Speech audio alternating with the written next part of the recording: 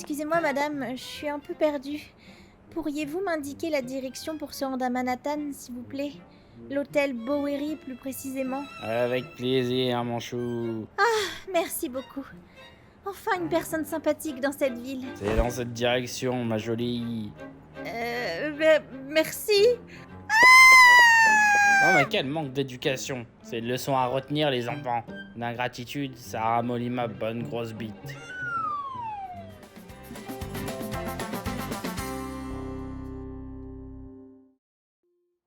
Stupide. Voilà ce que je suis. Comment j'ai pu imaginer que tout se passerait à merveille? Et maintenant je suis perdue. Toute seule, dans une ville que je connais pas. Sans affaires, sans téléphone, sans argent. Sans personne. Bah qu'est-ce qu'il y a, mon chou? C'est à moi que vous parlez? Tu vois quelqu'un d'autre sur ce banc? Enchanté!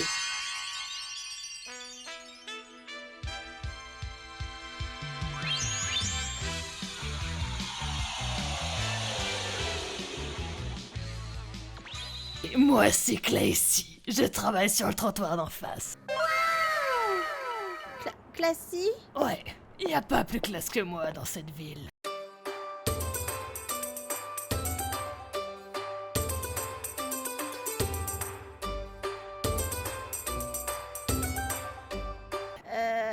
Ouais, je vois ça. Et toi?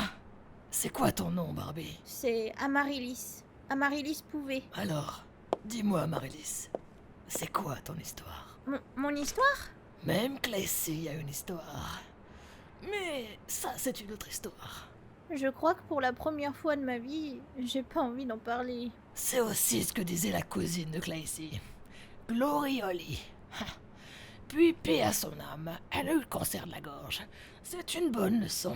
Ne jamais dire qu'on taille de meilleure pipe que l'ex-mari de Claycy. Sinon, attention radiation.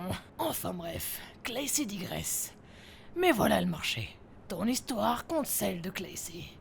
Claycy est né à New York, elle y a grandi et il finira sûrement ses jours sous forme de robot pour former des générations futures. Voilà, c'est tout. C'était court, mais intense. Ouais, c'est ce qu'ils disent tous. À ton tour, Barbie. Ok, mais je pense pas que ça vous intéresse. C'est une histoire risible. Ça tombe bien, Claycy adore rire. J'adore rire. Claycy aime beaucoup cette vidéo. Laisse-moi kiffer la vibes avec mon mec. Je suis pas d'humeur à ce qu'on me prenne la tête. Je devais avoir 5 ou 6 ans environ. Je regardais la télé dans le Et salon voilà, pendant tout de que mes suite, parents les se gros. disputaient dans la Tu veux que ça me cuisine. foute? Tu veux partir avec ta pute? Ouais, voilà, t'as tout compris. Et au moins, ne meurs pas que ça putain de J'essayais de faire abstraction de la dispute quand tout à coup, il y a eu ce reportage sur une tempête à New York. Et j'étais comme hypnotisée. Je contemplais les lumières. Sous la tempête, c'était magnifique. Times Square avec des éclairages de toutes les couleurs qui se réfléchissaient un peu partout.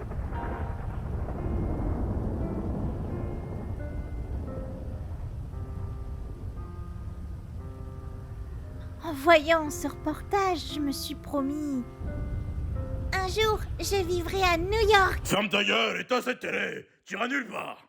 Elle n'avait aucune raison d'être normale, cette gamine. Enfin bref, je travaillais dur, économisé, j'ai réussi à aller à la fac et finalement, j'ai réussi à décrocher le stage de mes rêves dans un célèbre magazine de mode ici à New York pour ma dernière année d'études. Une gamine émerveillée face à une ville ravagée, un père violent et une mère au bord du suicide. Charmante histoire, s'il en Non est. mais vous inquiétez pas pour ma mère, elle a pris pas mal d'antidépresseurs.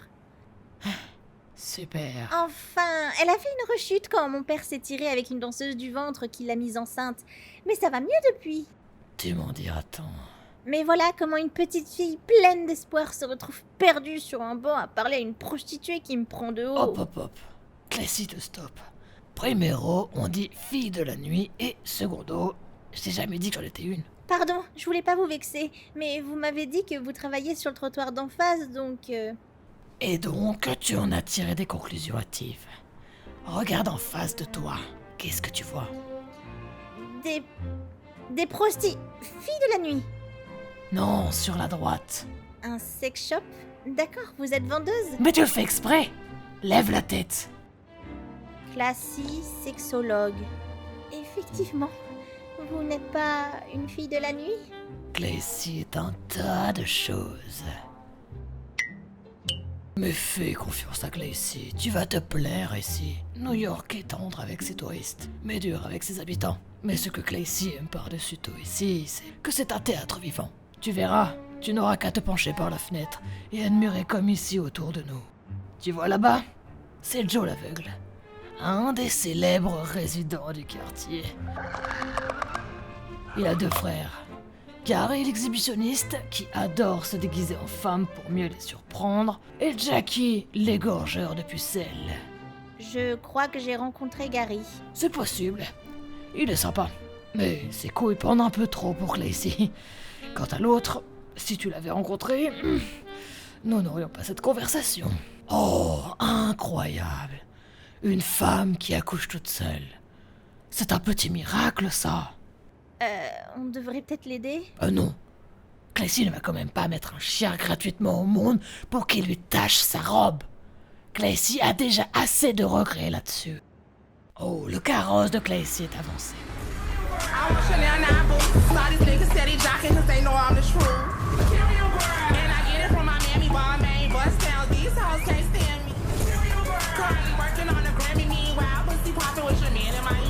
Tu as un endroit où dormir, Barbie?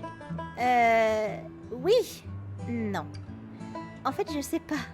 J'ai loué une chambre dans un hôtel à Manhattan, mais j'avais pas prévu de me perdre, et encore moins à Brooklyn. Brooklyn, c'est ici l'âme de New York.